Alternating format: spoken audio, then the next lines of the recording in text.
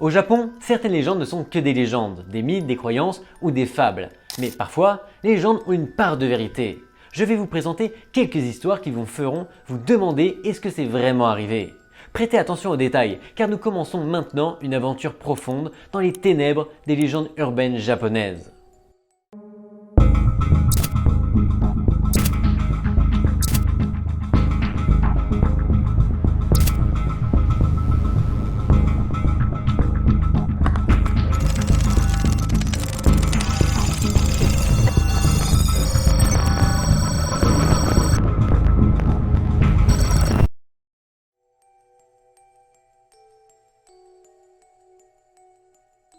Nous commençons cette histoire, où exactement? On vient de le dire littéralement il y a 10 secondes, au Japon. Quoi qu'il en soit, cette première histoire commencera à Takao plus précisément. Pour nous situer dans l'histoire, ce tunnel, oui parce que nous allons parler d'un tunnel, a été construit en 1927 et mesure 444 mètres de long. C'est important à savoir, car comme vous le savez certainement, dans certaines cultures orientales, le chiffre 4 est considéré comme maudit. Mais personnellement, je le considère comme mon chiffre porte-bonheur. C'est pourquoi c'est aussi mon numéro de carte bleue, soit le 4444. Et c'est aussi super simple à se rappeler. Enfin bon, reprenons. Des histoires racontent que des fantômes peuvent y apparaître la nuit et monter sur les voitures qui passent pour effrayer les passagers, provoquant ainsi des accidents mortels. Il paraîtrait qu'il y a des fantômes à l'intérieur. On dit aussi qu'il y a un miroir à l'intérieur de ce tunnel et que si vous regardez dans ce miroir et que vous voyez votre belle-mère, ou plutôt un fantôme en fonction de ce qui vous effraie le plus, tout dépend, dites-le nous en commentaire, vous souffrirez d'une mort terrible.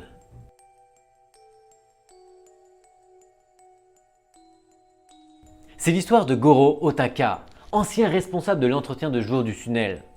Déjà quand on commence une histoire par dire ancien responsable de... on sait que ça va pas très bien finir. Enfin bon, continuons. Car après 9 h du soir, personne n'ose y pénétrer. En demain, pas de garde de nuit. Goro avait l'habitude de quitter son travail vers 20 h 30, mais pas ce jour-là, parce qu'il y a une panne de courant qui a privé le tunnel de lumière. En raison de son travail, le superviseur devait s'acquitter de ses fonctions. Et c'est donc lui qui a dû rester pour résoudre le problème, car il s'agit d'un passage extrêmement dangereux. Après y avoir travaillé pendant 5 ans et n'avoir rien trouvé d'étrange, bien qu'ayant un mauvais pressentiment, il décida de faire son travail, même s'il savait ce que disaient les légendes. Vers 9 h 15, alors qu'il manipulait la boîte à fusibles, il a entendu une forte détonation et a remarqué du verre brisé derrière lui. Une voiture venait de heurter un poteau, là où se situait un miroir. Rapidement, il a essayé d'appeler une ambulance, mais il n'y avait pas de réseau. Mais là, rien d'étonnant, soyons honnêtes, ça reste un tunnel. Étrangement confus par tout ce qui s'était passé, il entendit un chuchotement alors qu'il ne voyait que de la fumée et des flammes. Et ce qui lui semblait être une personne bougeant sa mâchoire, essayant de crier. Il décida d'apporter son aide par tous les moyens possibles. Mais lorsqu'il arriva, la porte était complètement bloquée et le feu prenait de plus en plus d'ampleur. Il savait qu'il devait trouver un moyen de briser la fenêtre, mais ses outils se trouvaient juste après la route. Il a donc regardé le sol en désespoir de cause et a trouvé l'une des épaisses vitres qui s'était détachée du miroir. Il en saisit une de taille convenable, de forme triangulaire et décida de frapper la vitre avec l'un de ses pics. Mais en regardant la vitre, il crut voir quelque chose d'étrange bouger derrière lui. Avec inquiétude, il regarda à nouveau le reflet et distingua clairement, malgré son regard nerveux et flou, une silhouette juste sur son épaule gauche. Complètement effrayé, il se retourna d'un bond et ne vit rien. Il se frotta les yeux en pensant qu'il délirait. Une fois de plus et en tenant compte du fait qu'il était très probable que la voiture explose, petit aparté, là encore une information erronée que les gens ordinaires comme nous ont à cause des films hollywoodiens, mais les voitures n'explosent pas, elles ne font que brûler dans la vraie vie. Sauf si, revenons à l'histoire, je vais éviter de détruire totalement l'intrigue, alors reprenons. Il frappa la vitre et se coupa avec le fragment qu'il avait dans sa main. Soudain, il regarda à nouveau le bout de verre ensanglanté dans sa main, lorsque la silhouette qu'il avait vue auparavant réapparut derrière lui, mais cette fois-ci avec beaucoup plus d'acuité. Elle s'approche lentement de son oreille et commence à chuchoter. 3, 2, 1. C'est alors que retentit une forte explosion.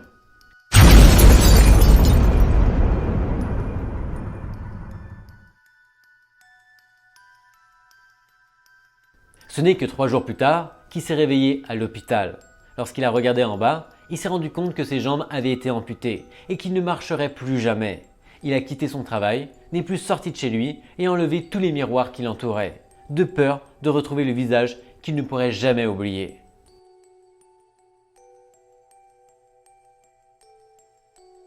Cette fois-ci, nous parlerons de Jinninki, également connu sous le nom d'esprit mangeur de cadavres. Ce sont les esprits des personnes qui ont mal agi au cours de leur vie. À leur mort, ils sont condamnés à rechercher et à manger des cadavres humains. Dans les légendes occidentales, on retrouve une figure similaire dans les ghouls, les mêmes que dans Fallout 4. Le personnage principal de cette histoire japonaise est Muzo Kukushi, un prêtre appartenant à l'école Rinzai du Zen, un mouvement bouddhiste. Muzo voyageait seul dans la province montagneuse et peu peuplée de minot. À la tombée de la nuit, il s'est mis en quête d'un abri. Comme il ne trouve pas de maison dans les environs, il décide de passer la nuit dehors. Mais heureusement, au dernier moment, il aperçoit au loin une colline avec un Ajinsu, un petit ermitage, et il décide d'y passer la nuit. Le vieux prêtre qui vivait là lui répondit assez violemment qu'il ne recevait jamais personne. Il l'envoya au village de la vallée où il était sûr d'être reçu. Interloqué par ce traitement, Muzo a écouté les paroles du vieux prêtre et s'est rendu au village, où il a été reçu avec beaucoup d'hospitalité dans la maison du magistrat. Dès qu'il est entré dans la maison, de nombreuses personnes étaient rassemblées dans la même pièce principale, comme s'ils étaient en deuil. Mais notre protagoniste ne s'en préoccupera pas. Serait-il de la génération Z pour ignorer les sentiments des gens? Nous ne le saurons jamais. Muzo a reçu une chambre séparée pour qu'il puisse se reposer. Manque de peau, vers minuit, un jeune homme est entré dans sa chambre, s'est incliné devant lui et lui a expliqué que son père venait de mourir et que les personnes qu'il avait vues dans la salle principale étaient des parents et des connaissances venus lui rendre hommage et lui présenter leurs condoléances. Il lui annonça aussi que sa famille et ses voisins allaient partir pour le village voisin, car selon une vieille tradition de la région, il devait laisser les cadavres tranquilles. Muzo a présenté ses condoléances au jeune homme et a regretté de ne pas avoir été informé plus tôt, car il aurait pu accomplir les rites funéraires avant que tout le monde ne parte. Il promet au jeune homme de rester pour veiller sur le cadavre de son père. Après avoir dit cela, les proches du défunt partirent et après avoir accompli les rituels et les prières appropriées sur le cadavre, il veilla pendant toute la nuit. Soyons honnêtes, nous savons tous que Muzo voulait simplement dormir confortablement dans sa chambre, mais ça, c'est ce qu'il a voulu nous faire croire dans son histoire. Mais soudain, pendant la nuit, l'atmosphère a commencé à changer et Muzo s'est réveillé. Il a alors vu une étrange silhouette de grande taille et de forme grotesque se glisser dans la pièce. Muzo se figea. L'étrange créature ressemblait à un cadavre en décomposition, avec des griffes et des yeux brillants. Elle souleva le cadavre du défunt et le dévora goulûment, puis mangea toutes les offrandes. Lorsqu'elle eut terminé son macabre festin, elle disparut aussi vite qu'elle était apparue. Le lendemain matin, le prêtre attend les villageois à l'extérieur de la maison. Lorsqu'ils entrèrent, ils ne furent pas surpris de ne pas trouver le cadavre. Ce n'était pas la première fois que cela arrivait. Muzo racontait ce qu'il avait vu, mais personne n'a été surpris, car cela correspondait aux histoires qu'il connaissait déjà. Petit aparté quand même, entre nous, tout le monde savait qu'une créature folle viendrait dans cette maison et personne n'a rien dit à Muzo. C'est ce qu'on peut dire clairement, que les gens n'en ont rien à foutre de vous. Peu importe, reprenons. Muzo a demandé si c'était la raison pour laquelle le vieux prêtre qui vivait là-haut était seul sur la colline. Surpris par les paroles de Muzo, ils ont répondu qu'il n'y avait pas d'ermite sur la colline et encore moins de prêtre qui y vivait. Muzo ne répondit pas et resta silencieux. Un fantôme l'avait-il trompé? Ou bien Muzo était-il un grand buveur de saké? Nous ne le saurons jamais. Enfin, si, finalement. Continuons. Plein de doutes, il dit au revoir aux villageois, quitta le village et retourna à l'ermitage sur la colline. Il n'eut pas de mal à trouver l'endroit. Le vieux prêtre, à qui il avait parlé la veille, sortit à sa rencontre, s'inclina et s'excusa pour ses mauvaises manières et pour ne pas l'avoir hébergé la nuit précédente. Le vieil homme lui répondit qu'il avait terriblement honte de l'avoir vu sous sa véritable forme, car c'était lui qui avait dévoré le cadavre et les offrandes cette nuit-là. Il raconta à Muzo comment il était devenu un Jinninki, un fantôme mangeur d'hommes, parce que dans sa vie, il avait été un mauvais prêtre, n'accomplissant pas les rituels pour lesquels il était payé en tant que moine, n'étant intéressé que par l'argent. Après sa mort, il s'était réincarné en cette créature hideuse et difforme pour le punir de son comportement. Le Jinninki supplia Muzo d'avoir pitié de lui et d'accomplir un sacrifice Segaki, une offrande bouddhiste en l'honneur des esprits affamés, pour mettre fin à sa punition. Une fois la demande formulée, le vieil homme et le sanctuaire disparurent, laissant Musō agenouillé devant une ancienne tombe recouverte de mousse.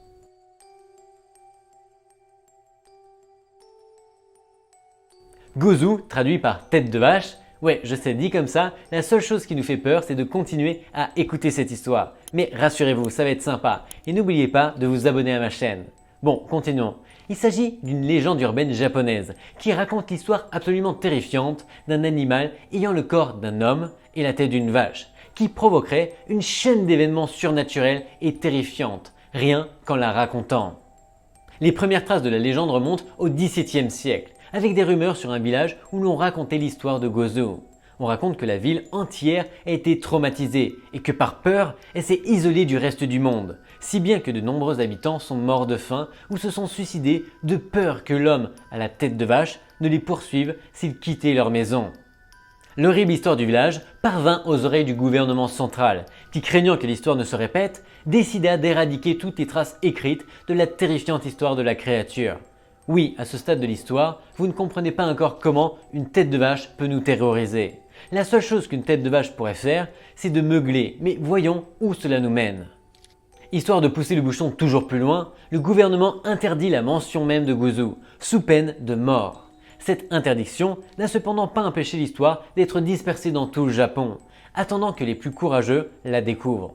C'est pourquoi personne ne connaît toute l'histoire. On dit que le simple fait de raconter une petite partie de la légende de Gozu peut entraîner de graves traumatismes et un risque de mort pour de nombreuses personnes.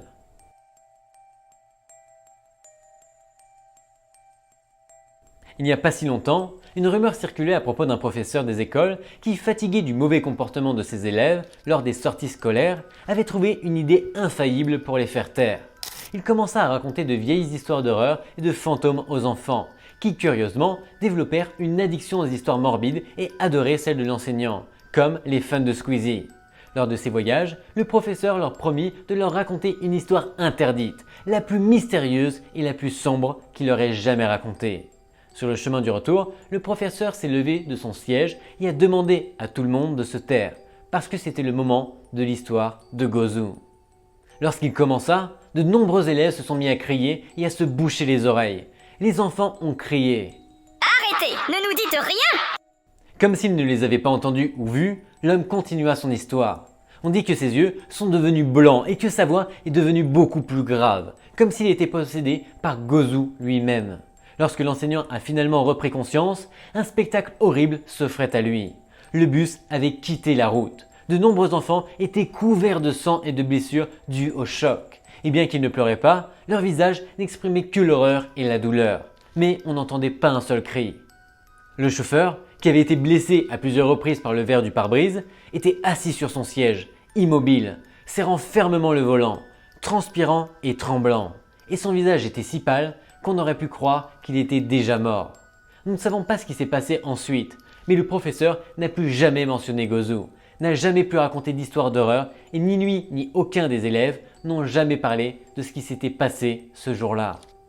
Je sais, cette dernière histoire était un peu plus frustrante parce qu'à la finalité, on ne sait pas vraiment l'histoire de Gozu.